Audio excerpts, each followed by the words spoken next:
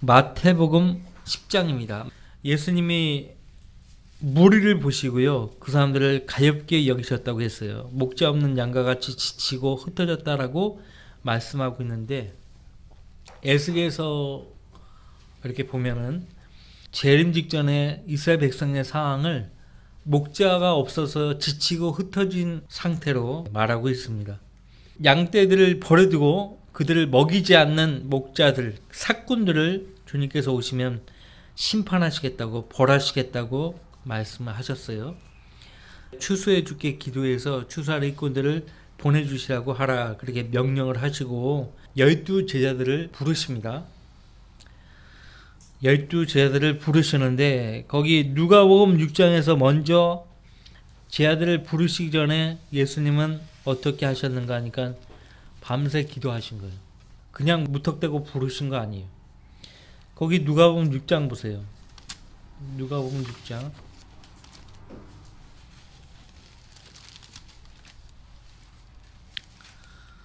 12절 13절.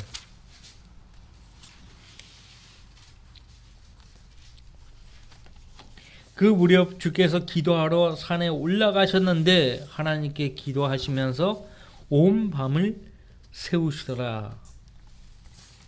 온 밤을 세워서 부르신 그 제자들을 주님께서는 사도로 부르실 것을 기도하면서 계획을 하신 거예요. 그래서 13절, 날이 밝자 제자들을 부르시어 그들 중에서 12를 택하시고 그들을 또한 사도라고 부르시더라, 그렇게 말씀하고 있죠. 사도라고 부르시더라. 사도가 뭐예요? 보내심을 받은 자는 뜻이죠. 헬라어로 아포스톨로스예요.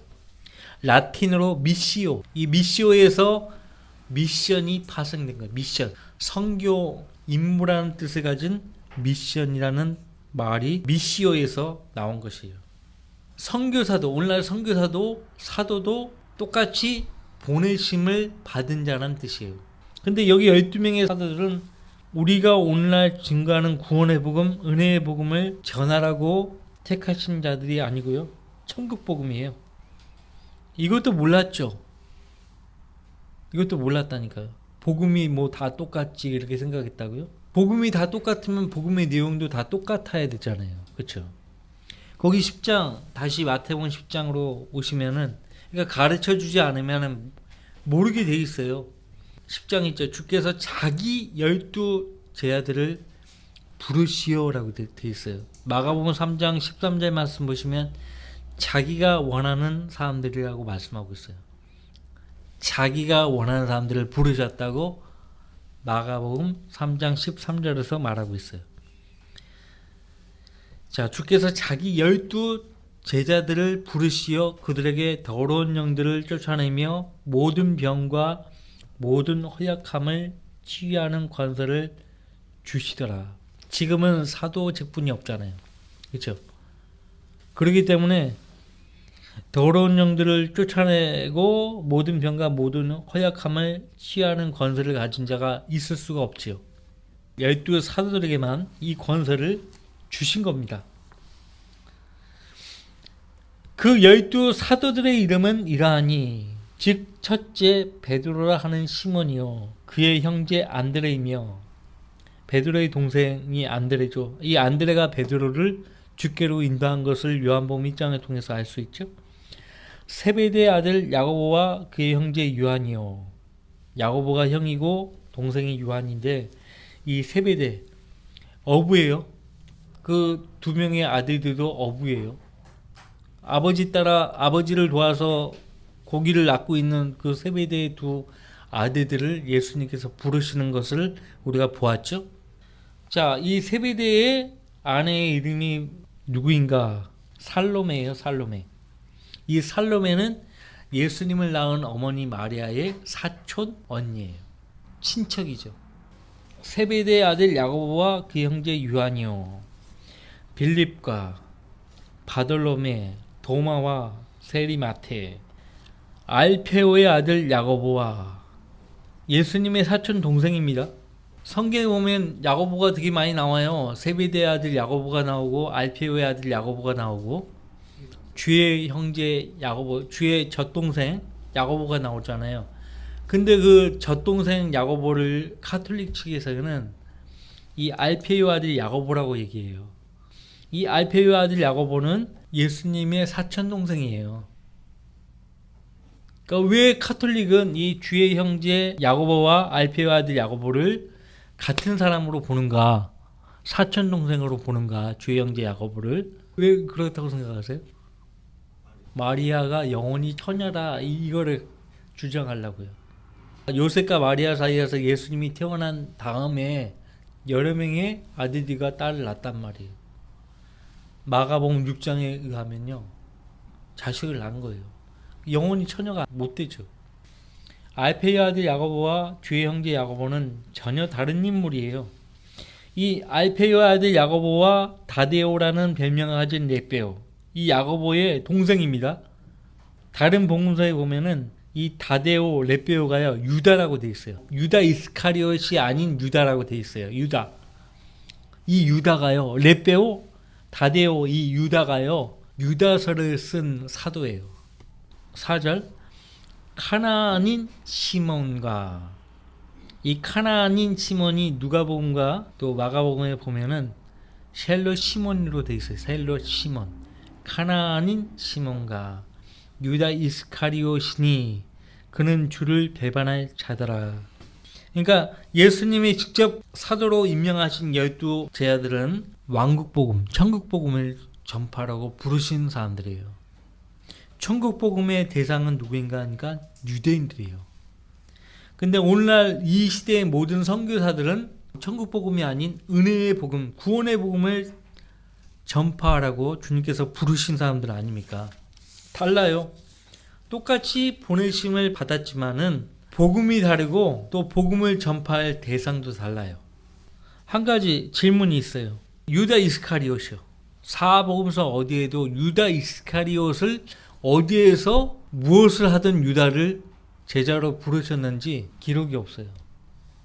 다른 사람들은 다 물고기를 낚다가 주님 부르심 받고 세리마트는 세무서에 앉아 있다가 주님 부르심 받고 하는데 유다 이스카리옷은 어디에서 뭘 하다가 부르심 받았는지 그런 기록이 없어요. 그러니까요, 교회 안에 몰래 들어온 사람은요 간증이 없어요. 언제 어떻게 예수님 알고 구원받았는지 우리가 만나면 언제 구원받았냐고 물어보잖아요. 물어보면은 넘어가요. 그냥 구원받았다고만 얘기하고 넘어간다고. 언제 어떻게 구원받았냐 그런 얘기는 못해요. 계속 함께 할 수 없는 것이죠. 그런 사람들은 아버지 하나님의 미리 아신과 같은 예수님의 신성이죠. 예수님은 몸을 입고 이 땅에 오신 하나님 아닙니까? 하나님의 미리 아심에 따라 마귀인 것을 알면서도 유다 이스카리옷을 그는 마귀인이라고 그렇게 말씀하셨잖아요. 요한복음 6장 70절, 71절에 그는 마귀인이라 그렇게 말씀하셨잖아요. 마귀들 가운데 한 마귀란 얘기예요. 마귀가 있고 마귀들이 있는 거 알죠? 여러 마귀들 가운데 한 마귀가 유다 이스카리옷이에요. 너희들 가운데 그는 마귀라고 말씀하셨죠. 미리 아침에 따라, 그리고 무엇보다 주님을 누군가가 배반해야 돼요. 그래야 십자가에 넘겨주는 것이에요. 예언의 말씀을 이루시기 위한 목적으로 유다 이스카리옷을 제자로 부르신 거예요. 자, 보세요. 이 천국복음을 전파하라고 부르신 12 사도들에게 주님 명령하십니다. 5절 말씀. 예수께서 이 12를 보내시면서 그들에게 명령하여 말씀하시기를 이방인들의 길로도 가지 말고 또 사마리아인의 성읍에도 들어가지 말고 다만 이스라엘 집에 잃어버린 양에게로 가라. 자, 복음이 다 똑같다면 우리도 이방인 아닙니까? 이스라엘 백성, 유대인들 입장에서는 우리도 한국 사람이니까 이방인들이에요. 그러면 복음을 믿어서도 안 되는 거예요. 이 말씀에 의하면. 이방인들의 길로 가지 말라고 했잖아요. 다만 이스라엘 집에 잃어버린 양에게로 가라고 말씀하셨잖아요. 이 천국 복음의 내용이 뭐냐? 7절 가서 전할 때 천국이 가까이 왔다고 말하고 메시지가 천국에 가까이 왔다. 이 말이에요. 이 말뿐이에요. 여기에는 죄에 대한 실체, 죄의 형벌도 없어요. 지옥의 저주도 없어요. 여기에는 예수님이 우리 죄를 위해서 고귀한 피를 흘리셔서 우리의 모든 죄를 대속해 주셨다. 이 말씀도 없어요. 거듭나야 된다. 이 말도 없어요. 오직 천국이 가까이 왔다. 천국 복음의 내용이 이것뿐이에요. 그러니까 천국이 가까이 왔으니까 왕으로 오신 예수님을 왕으로 영접하라 이 말이에요. 그러니까 천국 복음의 특징이 뭐예요? 유대인에게만 전파해야 한다는 거예요. 이방인들의 길로 가지 말아야 한다는 것이에요. 그 다음에 이 천국 복음에는 항상 표적이 뒤따라요. 우리가 은혜의 복음을 증거할 때 병 고치고 이런 거 안 하잖아요.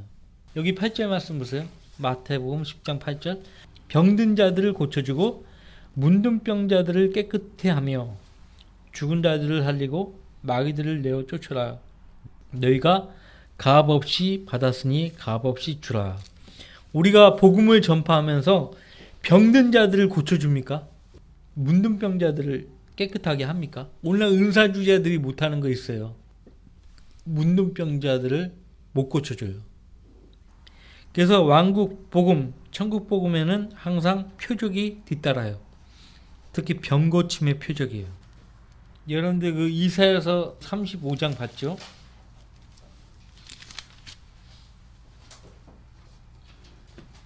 이사야서 35장 다시 한번 볼게요.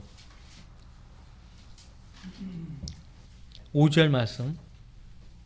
그때 소경의 눈이 뜨이며 귀머거리의 귀가 뚫리라. 그때 절름발이가 사슴처럼 뛰고 봉어리의 혀는 노래하리라. 광야에는 물이 솟아나오며 사막에는 시내가 흐르리라. 일단은 사람이 먼저 완벽히 회복이 돼야 되는 거예요.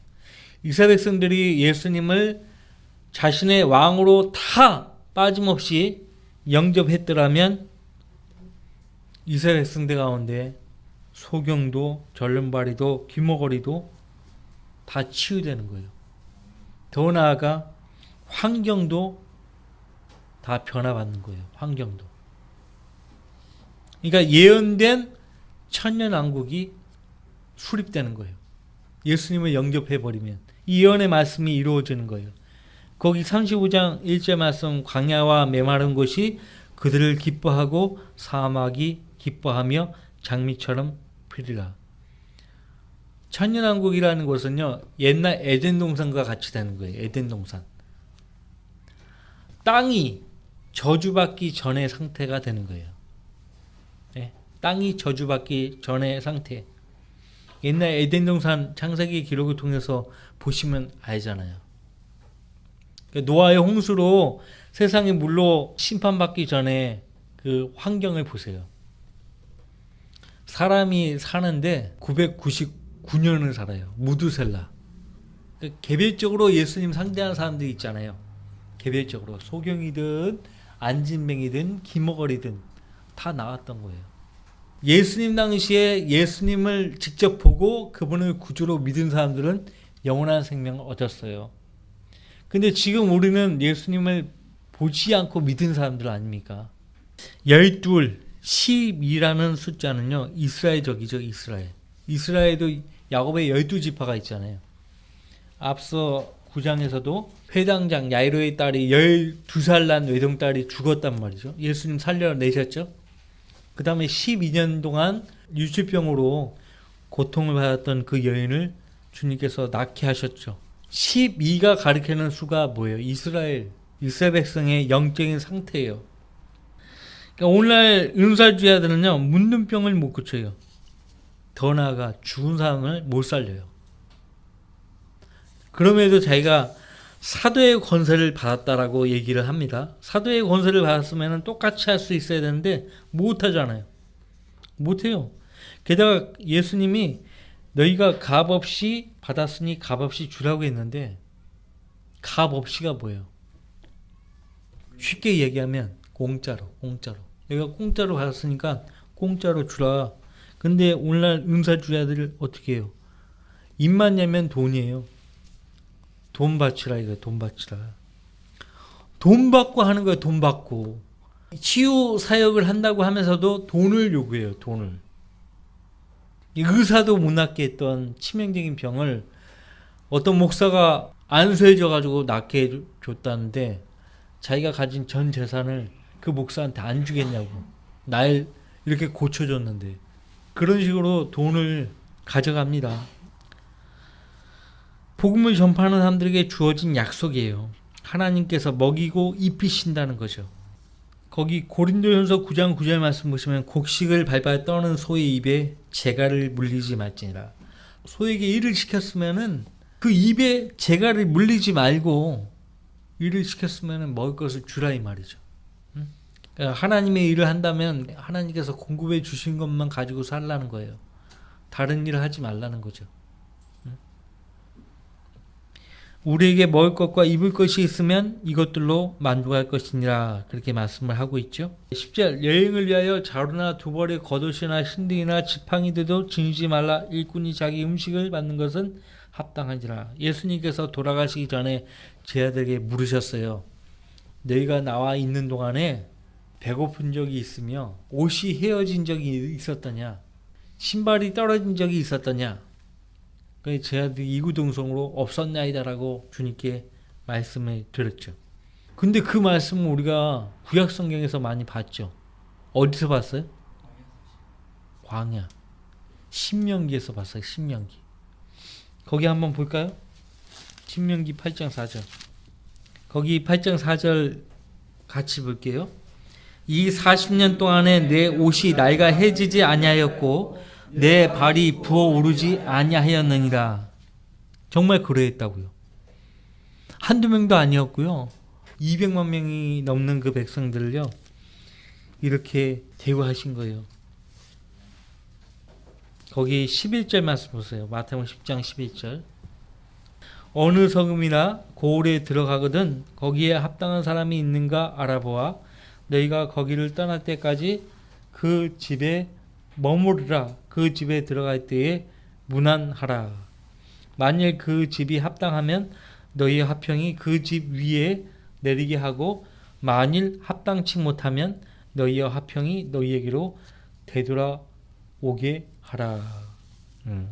하나님 뜻에 따라 이 하나님의 종들을 보호하는 사람들에게 하나님 복을 주시겠다고 말씀을 하고 있고, 만약에 하나님의 종들을 대접하지 않고 메시지를 거절하면 벌을 주시겠다고 그렇게 말씀을 하고 있습니다. 이 합당한 사람이 누구일까요? 합당한 사람. 어느 성읍이나 도시죠. 지금 말로 하면 도시고 촌락에 들어가거든. 촌락, 마을이죠.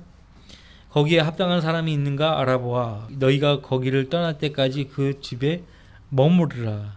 우리가 사도행전의 기록을 통해서 우리가 확인할 수가 있어요.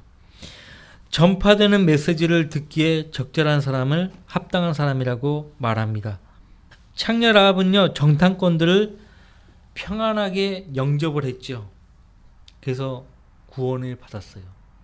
그런데 14절 아무도 너희를 영접하지 아니하거나 너희 말을 듣지도 아니하면 그 집이나 성읍에서 떠날 때 너희 발에 먼지를 떨어 버리라.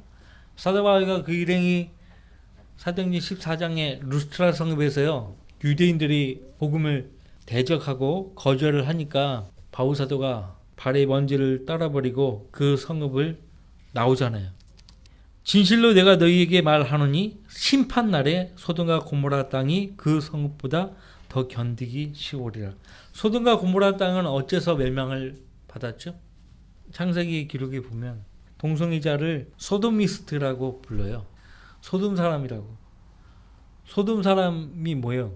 동성애자라는 뜻이에요. 사도가 증거하는 왕국 복음을 거절해? 소돔과 고모라보다 더 큰 심판을 받게 된다는 거예요. 발에 먼지를 떨어버리기까지 해서 그 성읍을 저주하는 이 일은 그 성읍이 얼마나 큰 죄를 저질렀는가를 알 수 있게 하라고 예수님께서 말씀하고 있는 거예요. 성적 문란, 성적 변태의 죄보다 주님 거절한 죄가 더 크다고 말씀하고 있어요. 마태복음 12장에 가서 보면은 반복되는데요. 화 있을지어다 코라시나 베세다요. 예수님이 그렇게 말씀하셨어요. 예수님이 거기에 가서 기적을 행하시는데 사람들이 예수님을 믿지 않는 거예요. 예수님께서 하신 말씀이 투로와 시돈보다 더 큰 형벌을 받으리라 그렇게 말씀하셨어요. 투로와 시돈 지역은요, 바알 신으로 유명한 곳이에요. 바알 숭배 지역인 투로와 시돈보다 코라신과 베세다가요, 예수님 왕의 표적을 보고서도 믿지 않고 거절했기 때문에 그 죄로 더 큰 형벌을 받으리라고 말씀을 하신 거예요. 믿게 할 목적으로 표적을 행하셨는데 거절하는 거예요. 그러면 우상 숭배했던 그 지역의 사람들보다, 그 다음에 성적인 문란과 성적인 변태의 죄를 지은 소돔과 고모라 땅의 죄보다 더 큰 형벌을 받게 될 것이라고 말씀하고 있어요. 지옥은 차등이 있어요. 지옥에 차등이 있습니다. 더 견디기 쉬우리라 이 말씀을 통해서요, 지옥에도 차등이 있다는 것을 우리가 알 수가 있어요. 성경에 가면 맨 밑구덩이에 누가 있죠? 사탄이요. 루시퍼. 그 다음에 적그리스도, 거짓 선지자, 순으로 이제 쌓이는 거죠. 지옥에도 차등이 있어요. 오늘날 우리가 증거하는 구원의 복음을 사람들이 거절을 하잖아요. 그러면 어떻게 될까요? 지옥에만 가는 거 아니에요. 오늘날 사람들.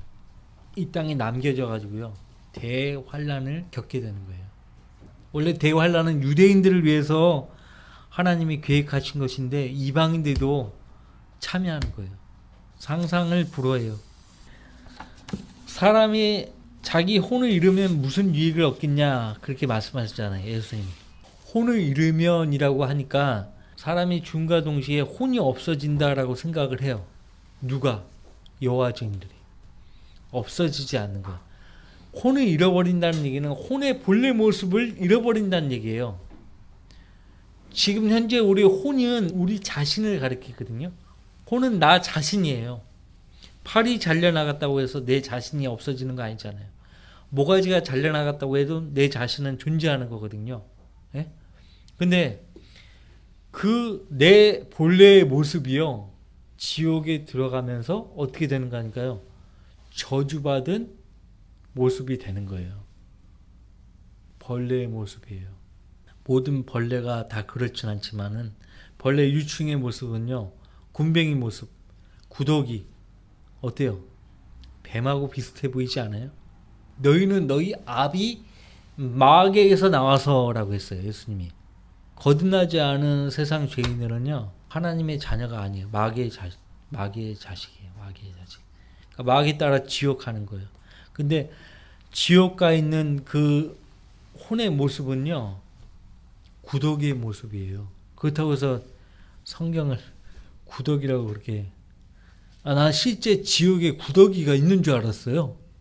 개역 성경에 보면 구더기라고 돼 있잖아요. 마가복음 9장에 구더기 그렇게 돼 있단 말이에요. 지옥에 뭔 구더기가 있냐?